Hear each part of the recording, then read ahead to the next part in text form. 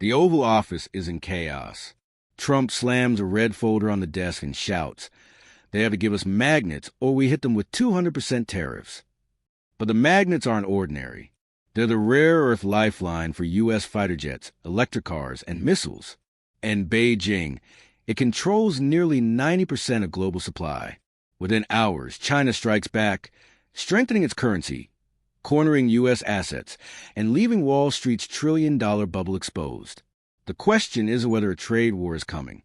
It's whether America still has any cards left to play. Behind Trump's bravado sits Treasury Secretary Scott Bessent, pushing a very different gamble.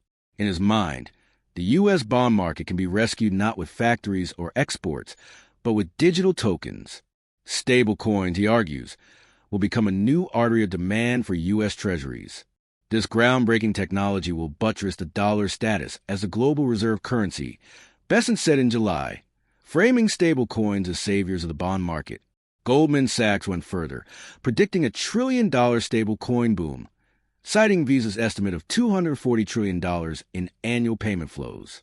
The idea, every digital dollar backed by treasuries creates artificial demand for U.S. debt. But here lies the fracture. Propping up a currency through financial engineering is not the same as protecting its role in trade. Beijing knows this, and Xi Jinping is moving on the terrain that matters: commodities and exports. Just weeks ago, China's central bank set the yuan's daily fixing at a 9-month high. At first glance, it looks counterintuitive. Conventional wisdom says exporters thrive on a weaker currency. Yet, Beijing deliberately strengthens the yuan even while Trump ratchets tariffs higher. Why? The hypothesis that a stronger yuan undermines exports collapses when input costs are factored in. China still imports Russian oil and commodities at steep discounts, cushioning its factories. A 2 or 3% appreciation in the yuan barely dents competitiveness. While the signal it sends is profound, global investors see higher returns in yuan assets, not dollars. Goldman Sachs calculated that every 1% rise in the yuan can boost Chinese equities by 3%. The capital inflow effect outweighs the export price penalty. Beijing is cornering U.S. assets not through tanks or tariffs, but through a revaluation that makes Wall Street look fragile. Trump's tariffs, meanwhile, are multiplying pain inside the United States. Effective rates are now about 17% according to the Peterson Institute for Industries that rely on imported inputs, like semiconductors from Korea, electronics from China, and chemicals from India. Costs have jumped somewhere between 15 and 20%. The contradiction is pretty clear.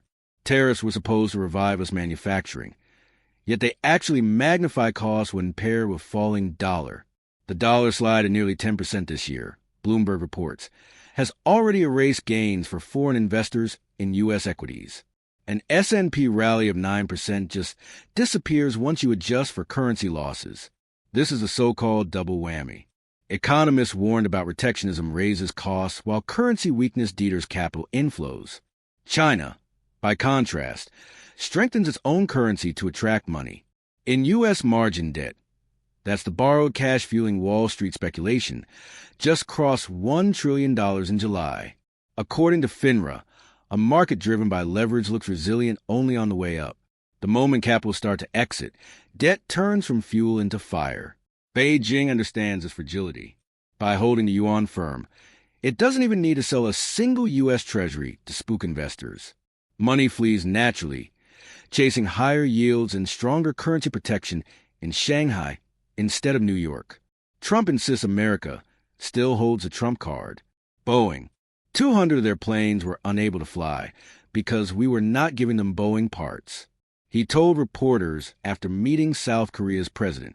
The implication here is leverage. Deny China Boeing components and Beijing will fold. But, look a little closer.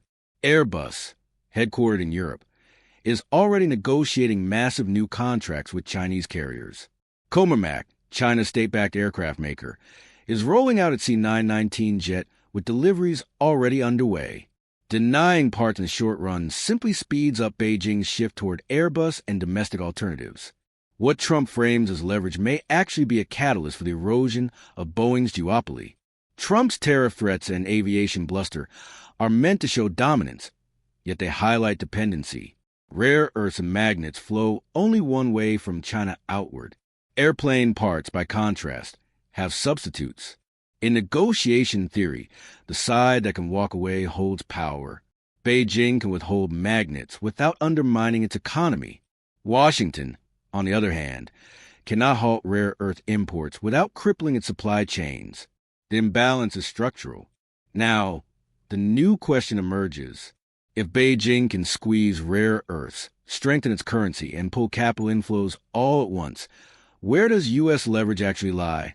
The narrative turns here not on whether Trump can impose tariffs, but whether the U.S. still has credible instruments of pressure. Look at Brazil. The U.S. could have partnered with Brasilia to develop the world's second-largest rare earth reserves. 20% of global deposits lie in Brazilian soil, a potential Western alternative to China's dominance.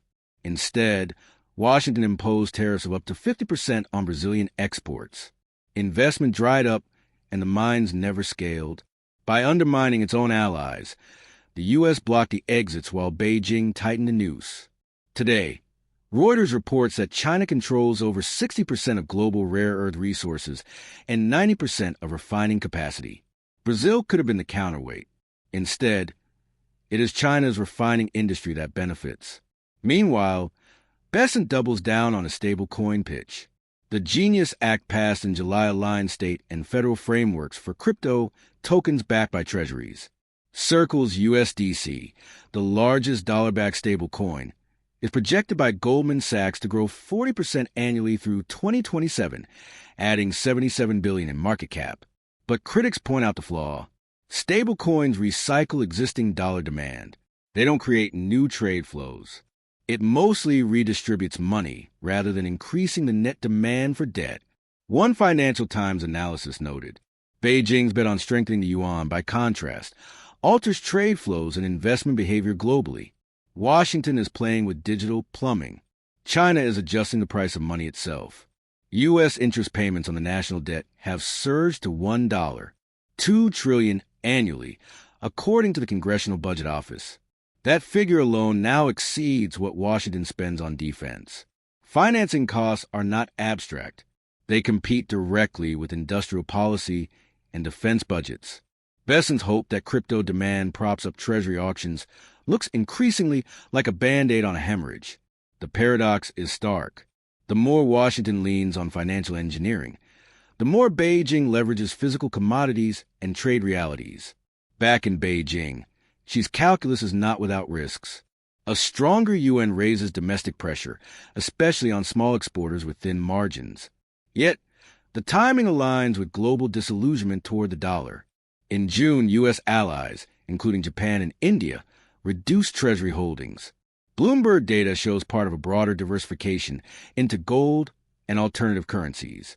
China seizes that moment, positioning its financial system as a stable alternative. Goldman's analysts noted that a 2% appreciation in the yuan this summer coincided with a 7% jump in Chinese equity inflows. For global investors, the message is pragmatic. Money goes where returns are higher and currencies more stable. Nationalist rhetoric plays little role in asset allocation, and so the ironies stack. Trump's tariffs designed to force China into concessions are instead making Chinese goods more attractive to third countries. By raising U.S. import costs, Washington indirectly sustains Beijing's export market share. Airbus gains Chinese contracts because of U.S. aviation threats. Brazil's rare earth mines remain undeveloped because of U.S. tariffs, leaving Beijing's grip unchallenged. Each American move intended as leverage becomes an accelerant for China's alternatives. The crescendo comes with the rare earths themselves. In July, China's exports of rare earth magnets to the United States surged 660% month-on-month, according to customs data. Volumes then rose another 76% in July. On paper, this looks like relief. The supply crunch eased, but if you look at the fine print, Beijing's new regulations force monthly reporting of strategic material flows, giving the state even tighter visibility and control. The spigot can open wide one month and close the next. Dependence deepens, not shrinks. Trump's warning of 200% tariffs cannot alter this asymmetry. What begins as a tariff standoff escalates into a systemic repositioning. The dollar weakens as investors pull out. The yuan strengthens to draw them in. Wall Street floats on $1 trillion of borrowed money, vulnerable to outflows. Chinese equities gain on currency appreciation and capital inflows. United States rare earth supply chains remain exposed while potential alternatives in Brazil remain dormant. Basin bets on stablecoins, but they redirect existing flows rather than creating new ones. America, long the architect of global finance, now leans on digital tokens and debt recycling to sustain its reserve status. China, long caricatured as an export addict, deliberately strengthens its currency and attracts foreign capital. Trump threatens tariffs as leverage, yet tariffs have already boxed in United States industry. Besson promises crypto salvation, yet crypto demand may only reveal the fragility of United States debt markets. She does not need to escalate militarily. The revaluation of his currency does the work. What looks like a trade war over magnets and airplane parts is in fact a systemic inversion. The United States frames itself as creditor, but it is the debtor. It threatens tariffs, but those tariffs punish its own